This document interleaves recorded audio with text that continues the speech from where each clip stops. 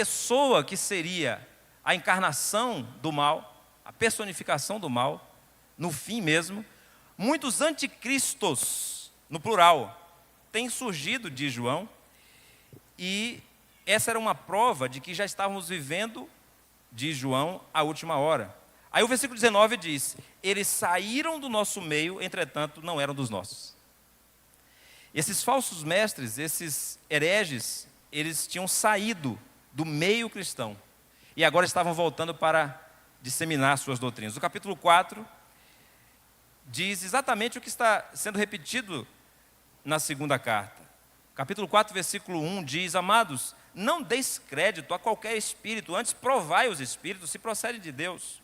Porque muitos falsos profetas, agora chamados de falsos profetas, têm saído pelo mundo fora.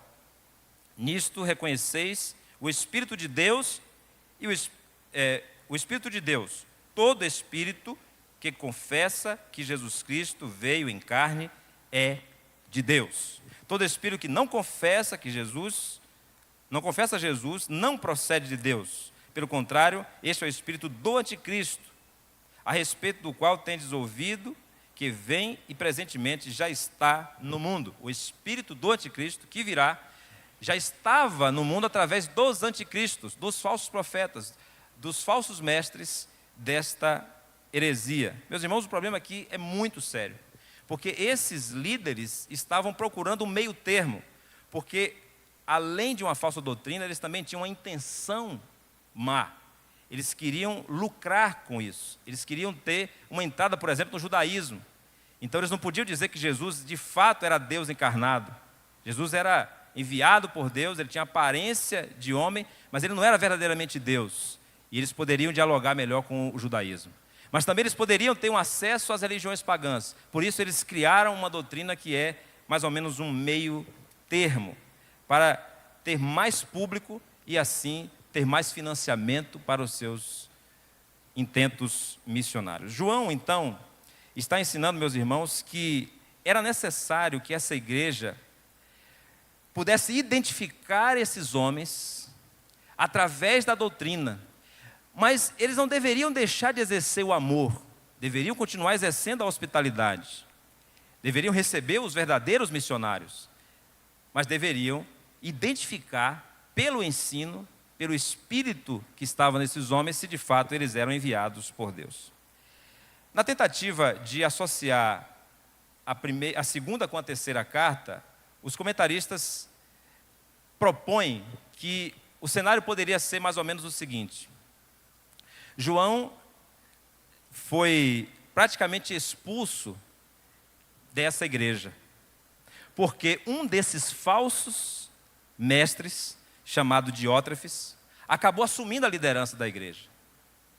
Então João enviou uma carta àquela igreja, e essa carta não chegou ao conhecimento da igreja. O versículo 9 da terceira epístola diz assim: escrevi alguma coisa à igreja, mas Diótrefes, que gosta de exercer primazia entre eles, não nos dá acolhida. Tudo indica então que João fez uma cópia dessa segunda carta que nós temos e anexou a uma carta para Gaio, para quem ele endereça a terceira epístola. O presbítero amado a Gaio, a quem eu amo. E nessa terceira epístola, ele cita outro líder, Demétrio. Quanto a Demétrio, todos lhe dão testemunho, até a própria verdade. E nós também damos testemunho, e sabemos que o nosso testemunho é verdadeiro. Uma vez que João não tinha mais acesso àquela igreja, agora dominada por esse herege, ele estava então enviando essa carta para esses dois líderes que ele estava apoiando para serem os líderes daquela igreja. E instruindo então aquela igreja a identificar líderes como Demétrio. Esta é uma possibilidade. Mas o que nos interessa aqui, meus irmãos, é exatamente que João, quando ensina sobre a comunhão dos cristãos, a comunhão das igrejas com Deus, ele insiste que essa comunhão se dá através do Senhor Jesus, que é a revelação de Deus e que é a fonte da verdade e do amor. João diz, no versículo 4, que ele se alegra muito pelo fato de que alguns daquela igreja haviam permanecido na verdade. Mas certamente ele estava muito entristecido porque o restante da igreja havia se desviado pela influência desse falso mestre. Ele se alegra porque alguns dos teus filhos, diz ele, andam na verdade e obedecem ao amor. Versículo 6 diz que eles deveriam andar no amor. O que nós aprendemos, meus irmãos, com a leitura dessa epístola e no contexto dessas 3 cartas joaninas, é que para que a igreja desfrute de paz e de alegria em meio às crises que ela pode, porventura, enfrentar, para desfrutar então de paz e alegria, a igreja deve permanecer em equilíbrio na verdade e no amor. Sobretudo, como dissemos, porque como diz o versículo 2, Cristo é a fonte eterna do amor e da verdade, da qual depende a comunhão cristã. Veja o versículo 2 comigo. Por causa da verdade que permanece em nós e conosco estará para sempre. Cristo é, meus irmãos, a fonte, tanto da verdade quanto do amor. Certamente, quando João usa a palavra verdade, ele repete aqui várias vezes na carta, está se referindo ao Evangelho, está se referindo à confissão de fé da igreja, à doutrina cristã. Mas, meus irmãos, nós não podemos esquecer que o próprio Senhor Jesus disse que Ele era a verdade, João 14,6. Eu sou o caminho e a verdade, com um artigo definido. Então nós devemos lembrar que Jesus é a fonte da verdade. Mas a verdade e o amor estão inseparáveis. Nós vamos lembrar de alguns versículos da literatura joanina, no Evangelho de João, por exemplo, no capítulo 3, versículo 16, porque Deus amou o mundo de tal maneira que enviou o seu Filho. Quem é a revelação máxima do amor de Deus? O Filho de Deus, o Senhor Jesus Cristo. No capítulo 14, versículo 6, nós lembramos que Jesus disse que é a verdade. Ele é tanto a expressão do amor de Deus quanto a própria verdade. Ainda no capítulo 14, no versículo 21, nós encontramos uma afirmação muito importante que eu quero ler com os irmãos. João 14, 21. Aquele que tem os meus mandamentos e os guarda, esse é o que me ama. E aquele que me ama será amado do meu Pai. E eu também o amarei e me manifestarei a ele. Veja que o amor a Deus e o amor de Deus passa pela obediência a um mandamento, ou seja, envolve a verdade. Mas como é que nós podemos ter os mandamentos de Deus, guardar os mandamentos de Deus e receber então o amor de Deus? Somente através da presença do Espírito Santo. Ainda nesse capítulo 14, versículos 16 a 18, o Senhor Jesus vai dizer que o Consolador que Ele enviaria, versículo 17 diz, é o Espírito da verdade. E é esse Espírito da verdade que Ele vai dizer nesse mesmo versículo 17, que habita convosco e estará em vós. Por isso Ele pode dizer que os discípulos, no versículo 18, não estariam órfãos. Agora, ainda no capítulo 14, nós vemos, meus irmãos, que esse Consolador viria para ensinar os discípulos todas as coisas que o Senhor Jesus havia deixado, ou seja, os seus mandamentos. E no capítulo 16, versículo 13, nós vemos, quando vier, porém, o Espírito da verdade, Ele vos guiará a toda a verdade. Não falará por si mesmo, mas dirá tudo o que tiver ouvido e vos anunciará todas as coisas. O que é que nós entendemos? Que Jesus é a fonte tanto do amor quanto da verdade. E que a sua presença e o seu poder em nós, pelo Espírito Santo, que foi enviado por Ele, como o Espírito da verdade, é o Espírito que nos capacita para amarmos a Deus, obedecendo aos seus mandamentos e, portanto, recebermos o amor de Deus. Com isso nós aprendemos que tudo que nós fazemos na igreja, todas as nossas organizações, todos os nossos programas, eles devem ser feitos, devem ser realizados com excelência, com o objetivo de levar as pessoas a uma maior comunhão com o Senhor Jesus. E não para que as pessoas dependam de uma instituição, de uma organização ou de um programa. A liderança cristã deve ser exercida de tal forma que a pessoa se aproxime mais de Cristo e não do líder, da sua personalidade, da sua influência pessoal. Tudo que nós fazemos na igreja, meus irmãos, deve ter essa lógica. Nós devemos assumir a fragilidade de tudo o que nós fazemos. E devemos fazer com excelência, oferecendo o melhor ao Senhor, mas na dependência do Senhor, para que isso resulte numa maior comunhão com Deus. Porque Ele é a fonte do amor e da verdade. Todo o nosso esforço, então, deve ser para promover o crescimento da igreja, mas nessa perspectiva de que sem o Senhor Jesus, nós não podemos fazer nada. Sem o Senhor Jesus, nós não conheceremos a verdade, nem poderemos testemunhar da verdade, nem poderemos ensinar a verdade. Sem o Senhor Jesus, nós não conheceremos o verdadeiro amor, nem poderemos demonstrar esse amor ao próximo. Os membros da igreja, todos nós, devemos então ser encorajados a permanecermos em Cristo e não numa instituição. Em Cristo e não numa personalidade. Em Cristo e exclusivamente em Cristo. Eu entendo que quando João, meus irmãos, está dizendo que toda a sua motivação é para que aquela igreja conhecesse a verdade, mas que essa verdade é a mesma que permanece neles e que estará conosco para sempre. Nós devemos entender que ele está falando muito mais do que de uma doutrina ou de uma confissão de fé. Ele está falando do nosso relacionamento com o Senhor Jesus, que é a própria verdade, que é a fonte de todo amor. Quando nós avançamos nessa carta, a partir do versículo 4, o apóstolo João começa a falar mais desta conexão entre verdade e amor.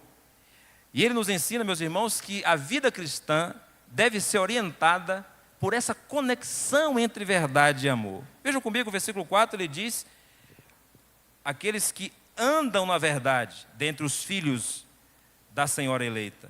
Mas no versículo 6, no final, ele diz que eles deveriam andar no amor. Percebam que ele está falando de andar, ele está falando de um caminho, ele está falando de um estilo de vida, ele está falando de uma postura diante de Deus, que deve conectar tanto a verdade quanto o amor. O elo entre a verdade e o amor, segundo João, é um mandamento. Esse mandamento que para ele, no versículo 5, não é novo, porque vem desde o início do ministério do Senhor Jesus, que ele recebeu como apóstolo e que agora ele estava anunciando. Nós não lemos o texto bíblico de João 13, 31 a 35, mas vamos ler agora. Evangelho de João, capítulo 13, versículos 31 a 35. Uma leitura que nós programamos para este culto e que prova isso que João está dizendo. O mandamento que eu estou apresentando a vocês não é um mandamento novo, é um mandamento que ele recebeu do Senhor Jesus. Quando ele saiu, disse Jesus: agora foi glorificado o Filho do Homem, e Deus foi glorificado nele. Se Deus foi glorificado nele, também Deus o glorificará nele mesmo, e glorificá-lo-á imediatamente. Filhinhos, ainda por um pouco estou convosco, buscar-me-eis, e o que eu disse aos judeus também agora vos digo a vós outros: para onde eu vou, vós não podeis ir. Novo mandamento vos dou, que vos ameis uns aos outros, assim como eu vos amei, que também vos ameis uns aos outros. Nisto conhecerão todos que sois meus discípulos, se tiverdes amor uns para com os outros. A verdade é um caminho, o amor é um caminho sobremodo excelente, como o apóstolo Paulo disse em 1 Coríntios capítulo 12, final do capítulo 12, início do capítulo 13. Então nós devemos entender, meus irmãos, que o chamado cristão é para andar em verdade e amor. E quando é que você sabe que está andando em verdade e amor? Quando você obedece ao mandamento. Quando você tem essa disposição. Quando você entende que não há separação entre verdade e amor. A comunhão cristã é criada pela verdade, que é Cristo. Quando você crê, você se torna um cristão. Mas essa comunhão cristã é demonstrada através do amor, a prática do mandamento. O que é amor? Nós entendemos que amor não é uma emoção, um sentimento. Essa palavra tão barateada, essa palavra tão desgastada em nosso tempo. Amor é muito mais do que emoção. Segundo João, amor é mandamento. E na sua essência, amor é o oposto do egoísmo, é altruísmo.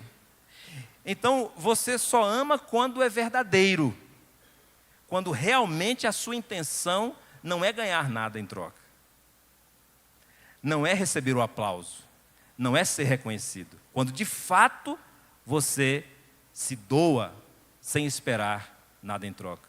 Então a verdade é inseparável do amor, porque você só amará quando realmente a sua intenção for única, for pura, for a intenção de entregar o melhor, independente da reação do outro. Amor e verdade são inseparáveis. Por isso, compreendendo assim a vida cristã, à luz desta orientação do apóstolo João, nós precisamos perguntar, tudo bem, mas e na prática? Com tantas diferenças que nós encontramos na nossa própria família, dentro do casamento, entre os nossos filhos, e na igreja, o que dizer? Pessoas com origens tão diferentes, com pensamentos tão diferentes. Como agir? Meus irmãos, nós não temos todas as respostas para cada situação específica, mas nós temos uma orientação. É por isso que nós estamos insistindo que o apóstolo João está nos dizendo que a vida cristã deve ser orientada por essa conexão entre verdade e amor. John Stott, falando sobre isso, no comentário dessa epístola, disse assim: a comunidade cristã deve ser caracterizada igualmente pelo amor e pela verdade.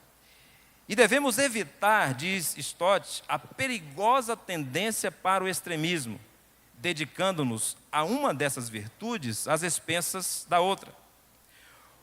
Diz Stott, o nosso amor amolece se não for fortalecido pela verdade.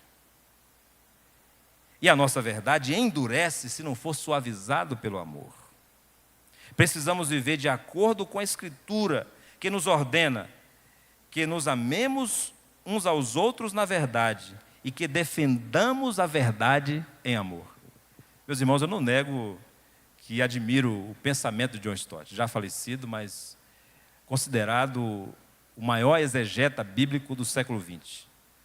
Porque Stott não tem vergonha de defender em seus escritos que a visão cristã é uma visão equilibrada e que isso exige tudo de você, por isso você se coloca diante de Deus na dependência total. Porque, meus irmãos, o extremo é mais fácil, o polo é mais fácil, porque é só você fechar, sabe? É só você cancelar o outro, é só você se alimentar da sua bolha, é só você consumir um tipo de material, e aí você vai retroalimentar uma visão que é viciada, asfixiante, e você vai estar num lugar confortável, você não vai se abrir ao diálogo, ao confronto, só que isso vai adoecer você, porque vai lhe levar a uma visão distorcida da realidade.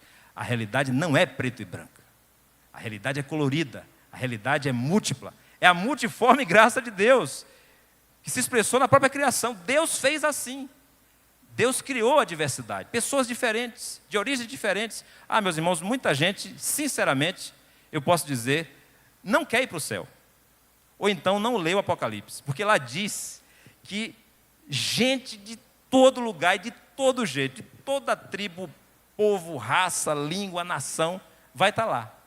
E você não tolera aqui o seu vizinho, o gosto musical dele. Imagine no céu. Veja, o extremo, o polo é mais confortável. Mas o desafio da fé cristã é viver o equilíbrio.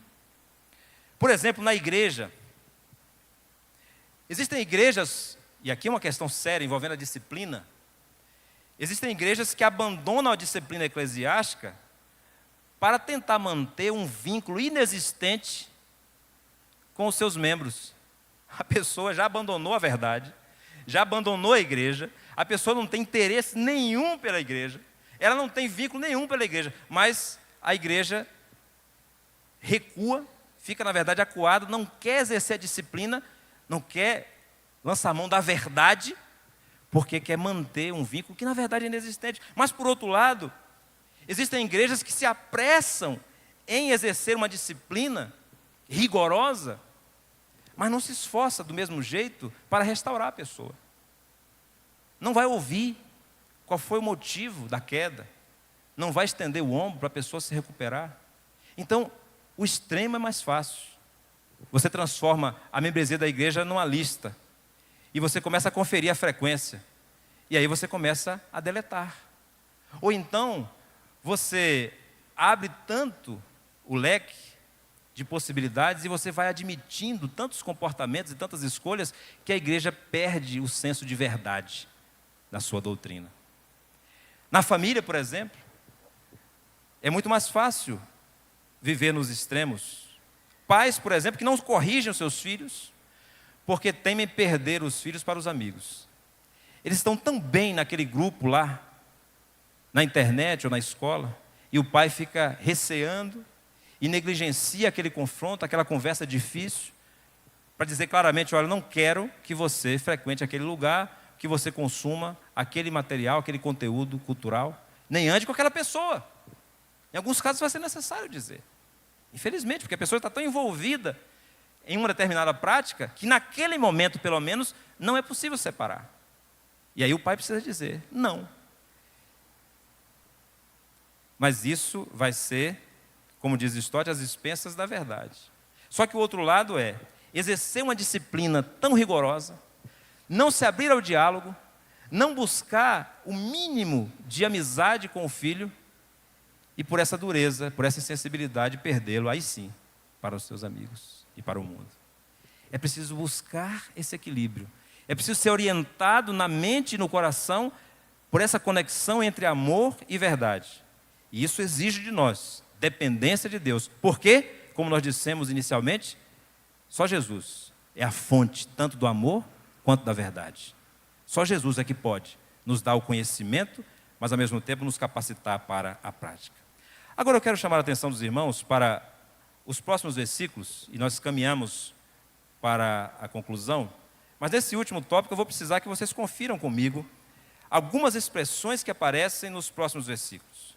Porque aqui, meus irmãos, nós estamos diante de uma outra lição muito importante dessa carta, que é o seguinte: existe um critério para a unidade cristã. Existe um critério. Nós vamos lembrar do próprio apóstolo João escrevendo no capítulo 17, dizendo, primeiro, que Jesus orou para que os seus discípulos fossem santificados na verdade, na palavra de Deus que é a verdade.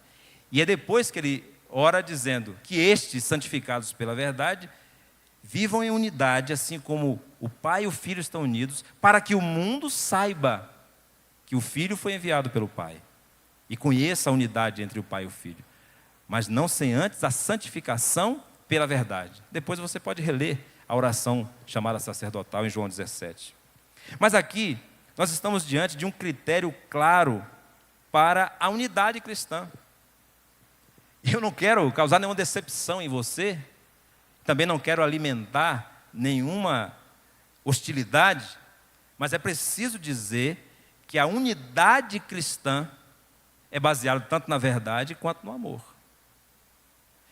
O versículo 7 diz que esses enganadores, que depois será chamado pelo menos um deles de enganador e anticristo, aqueles que têm o espírito do anticristo, que saíram do meio de nós, mas não eram nossos, dos nossos, aqueles que não só se opõem a Cristo, mas procuram enganar as pessoas, existe uma forma de identificá-los. Eles não confessam Jesus Cristo vindo em carne. Negam a divindade e a humanidade de Jesus. Por que eu estou dizendo que negam a divindade e a humanidade de Jesus? Porque, meus irmãos, nós estamos diante de uma verdade central da fé cristã. A negação de que, desde a concepção, a divindade e a unidade e a humanidade estão unidos de forma inseparável e eterna. Nós temos um bacharel em teologia aqui se preparando para o concílio, e aí dele que diga que teve algum momento na vida de Jesus em que ele não foi Deus. Ou que ele foi menos humano durante uma fase e depois se tornou mais humano. Porque esse é um ponto central. A divindade e a humanidade unidas desde a concepção. Por isso a afirmação de que ele veio em carne. E você vai lembrar da primeira epístola, quando o apóstolo João começa dizendo: nós vimos, nós ouvimos, nós tocamos no verbo da vida. Isso era um escândalo para o pensamento grego daquela época. Esses falsos mestres, enganadores, esses anticristos, quando algum pastor sério, usando a palavra de Deus, se referir a alguém como anticristo, não pense que é porque o pastor está descompensado. É porque o próprio apóstolo João diz que estes anticristos, eles estão sob o domínio do espírito do anticristo. Porque eles estão afirmando uma doutrina que é contrária à doutrina de Cristo, à doutrina dos apóstolos. Aí nós vamos para essa outra expressão, versículo 9. Todo aquele que ultrapassa a doutrina de Cristo. Que doutrina de Cristo é essa? É a doutrina da pessoa de Cristo. Uma só pessoa, Fabiano? Duas naturezas, divina e humana. É a cristologia apostólica. É o ensino dos apóstolos sobre a pessoa de Cristo. E isso está na palavra de Deus, como nós vemos. Agora aqui, o apóstolo João usa uma ironia. Ele diz assim: todo aquele que ultrapassar a doutrina de Cristo, porque estes falsos mestres, eu disse que eles eram docéticos, ou seja, que eles ensinavam que a humanidade de Jesus era apenas uma aparência, mas eles também eram gnósticos, ou pré-gnósticos, ou seja, eles defendiam que havia um conhecimento, além do conhecimento revelado por Cristo e pelos apóstolos, que só alguns tinham acesso. Então eles estavam muito além, eles estavam avançados, no outro nível. Aí João diz assim: o anticristo é aquele que está avançado demais. E de uma forma irônica, ele diz assim: avançaram para além da doutrina de Cristo, não permaneceram na doutrina de Cristo, mas deixaram Deus para trás. Não permaneceram em Deus, porque quem não está em Cristo não está em Deus. É isso que ele diz. O que permanece na doutrina, esse tem tanto o Pai quanto o Filho. Porque ele referiu no versículo 3 que Jesus Cristo é o Filho do Pai. Há uma unidade entre o Pai e o Filho. As duas pessoas não se confundem. São o mesmo Deus, mas duas pessoas distintas. O Pai e o Filho. Foi esse o sentido de Jesus quando em João 10:30 ele disse: eu e o Pai somos um. Pai e Filho, um só Deus. Então, quem abandona a doutrina de Cristo, a revelação de Deus em Cristo, também abandona o Pai. Também não tem a presença de Deus. Então, avançar aqui, na verdade, significa retroceder. E aqui tem um princípio, meus irmãos. Um princípio para a nossa interpretação bíblica, um princípio para a nossa vida cristã.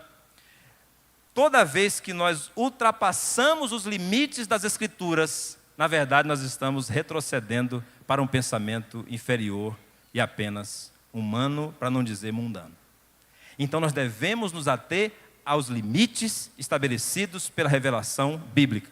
A Bíblia diz, você diz. A Bíblia se cala, você se cala. Combinado? O que a Bíblia diz, você ensina, você repete, você divulga. O que a Bíblia não diz, você simplesmente silencia. Porque não foi do propósito de Deus dizer isso. Jesus, então, meus irmãos, é a ligação entre o homem e Deus. Por quê? Na concepção de João, falando aqui para aqueles que ele considerava também como falsos profetas, Jesus é o profeta. O profeta, aquele que traz Deus para os homens. Ele também é o sacerdote, aquele que leva os homens a Deus, mas ele é o próprio Deus. Ele é o mediador entre Deus e os homens. Agora vem a parte que seria uma parte mais constrangedora, porque talvez isso possa ferir a sua sensibilidade. Porque João diz assim claramente: se alguém vem ter convosco e não traz essa doutrina, não receba em casa. Nem lhe deis as boas-vindas. E isso parece contraditório, irmão João Batista, com o que ele diz na terceira epístola. Nos versículos 5 em diante, ele diz que o amado Gaio procede fielmente, e ele elogia Gaio perante a igreja por causa do amor, porque Gaio era alguém que recebia esses missionários itinerantes. Já Diótrefes era aquele que não queria hospedar essas pessoas. João não está aqui falando contra a hospitalidade, essa virtude cristã. Ele está dizendo que existe um critério para a comunhão cristã, para a unidade cristã. Então, não deve receber em casa. E essa casa aqui pode significar a casa de cada membro da igreja, ou pode significar a casa onde a igreja se reunia. Mas ele diz mais, ele diz: não recebais em casa, nem lhes deis as boas-vindas. Mas aqui, meus irmãos, o sentido não é simplesmente de um cumprimento, de uma saudação. O sentido é de uma recepção oficial desses falsos mestres para ensinar essa falsa doutrina na igreja. Então, vamos começar a entender aqui que João não está defendendo que nós devemos excluir as pessoas, que não devemos demonstrar amor, senão ele seria contraditório com o que vem dizendo até aqui. O que ele está dizendo é: você não deve autenticar, você não deve referendar, você não deve incentivar tudo aquilo que é contrário à doutrina de Cristo. Por quê? Versículo 11 explica: porquanto aquele que lhe dá boas-vindas faz-se cúmplice de suas obras más. Fez essa saudação, essa recepção oficial e deu o lugar de destaque e a posição para que essa pessoa ensine, é cúmplice. Deu palanque, deu plataforma, deu púlpito, é cúmplice. E aqui, meus irmãos, a gravidade é maior do que parece, porque ele se refere a obras más, e são obras iníquas, obras que podem levar a pessoa para o inferno. Depois de preparar o sermão, eu ouvi o reverendo Augusto Nicodemos Lopes, e eu destaquei dentre muitas coisas que aprendi de novo, porque quando a gente prepara o sermão, depois ouve Augusto Nicodemos, a gente quer pregar o sermão de Augusto Nicodemos. Mas eu estou pregando aquele que eu preparei. Só que eu destaquei uma frase do reverendo Nicodemos. Ele disse assim: ninguém é salvo pela sinceridade, é salvo pela verdade. E no inferno, muitas pessoas sinceras estarão sendo condenadas ali. Sinceras. Aprenderam aquilo. Creem que é verdade, porque foram ensinadas assim. Mas estão sinceramente equivocadas e sinceramente condenadas. Esse destaque. Como é que hoje nós poderíamos visualizar situações que se aproximam daquele contexto da epístola? Devemos receber pessoas de todas as religiões na igreja? Claro que sim. Por que não? Por que nós não poderíamos receber uma pessoa de uma outra religião na igreja? Nós fazemos isso sempre. As portas estão abertas. Nós não perguntamos sobre a religião da pessoa ali na recepção. O ministério de recepção pergunta se a pessoa é batista, é católica, é espírita. Não. Nós recebemos pessoas de todas as religiões. Mas nenhum líder de uma outra fé, de uma outra doutrina, de uma outra religião, deve ter, jamais, autorização para ensinar na igreja. Para visualizarmos de forma mais clara ainda, é assim: nós recebemos um católico para participar dos nossos cultos, ou da nossa classe de escola bíblica, ou das nossas programações. Mas nós não cedemos o púlpito para um padre realizar uma missa. Percebe a diferença? Não é falta de hospitalidade, é critério para a definição da unidade. Porque se amor e verdade não estiverem associados, então, na verdade, não existe amor. Existem doutrinas erradas e existem heresias. Outro destaque que eu quero fazer com você. E minha intenção é ajudar você a se posicionar em muitas situações onde eu não vou estar lá, onde não será um culto como esse, numa pregação. Será você. Então você deve pensar que erro é uma coisa e heresia é outra. Você pode estar diante de um irmão que sinceramente está equivocado, ele errou. Mas ele não é um herege, ele não está provocando divisão na igreja. Ele não está desviando as pessoas para um ensino contrário ao ensino de Cristo. Nós temos um exemplo na nossa prática, por exemplo, do batismo. Nossos irmãos presbiterianos passam a congregar conosco e então dizem: queremos ser membros da igreja batista. O que é que nós dizemos a eles? Irmãos presbiterianos, são irmãos em Cristo. Nós entendemos que o batismo deve ser por imersão. O irmão é irmão. o irmão aceita o batismo na mesma forma como os outros membros da igreja foram batizados? Aceita. Então, os irmãos vão lembrar que na profissão de fé, que nós realizamos normalmente nesses 2 primeiros bancos, os irmãos presbiterianos, que são nossos irmãos em Cristo, eles não dão profissão de fé. Por quê? Porque não precisa. Porque eles são crentes.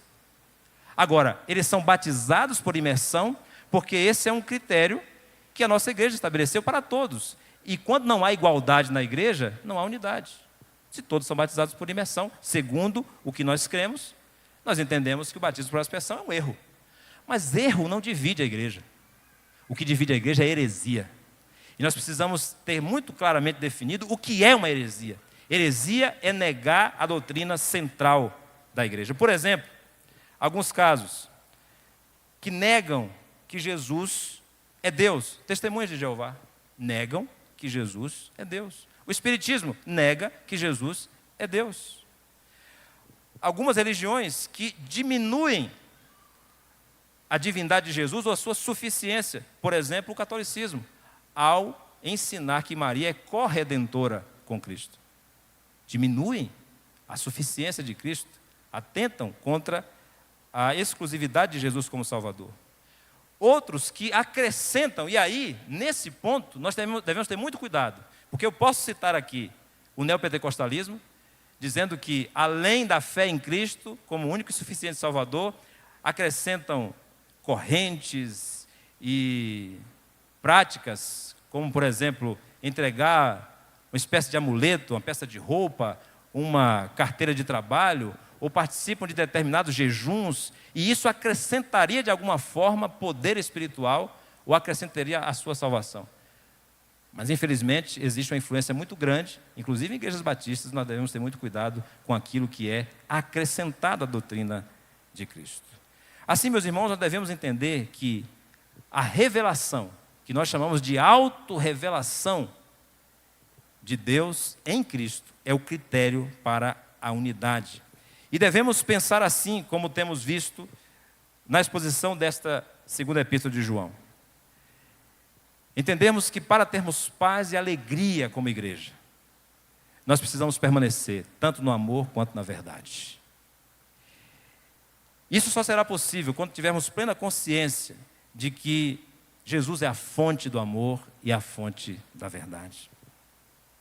Nós precisamos, meus irmãos, portanto, nos comprometer em buscar esse relacionamento com Cristo, mas também avaliar os nossos relacionamentos com os irmãos a partir desse equilíbrio entre amor e verdade. Às vezes você está se distanciando do seu irmão porque você tem uma convicção tão profunda em uma determinada postura ou uma interpretação e você está perdendo o seu irmão por uma discussão que é teórica, por exemplo, em algo que é superficial, perdendo a oportunidade de amar.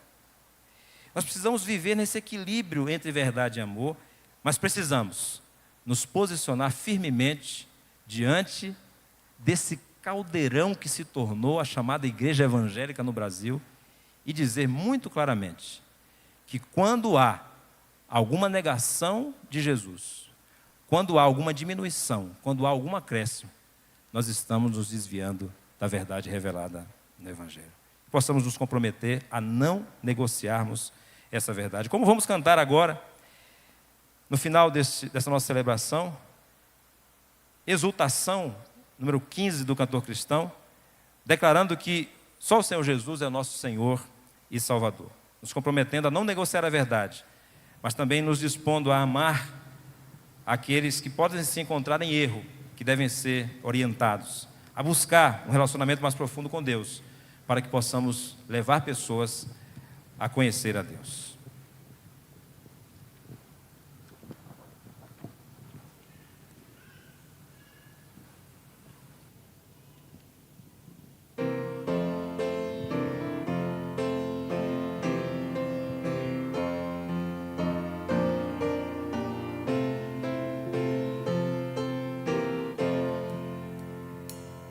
A Deus demos glória com grande fervor, seu Filho bendito por nós todos deu.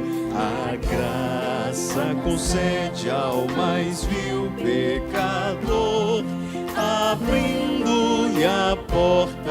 entrada no céu. Exultai, exultai, vinde todos louvar a Jesus Salvador, a Jesus Redentor. A Deus demos glória,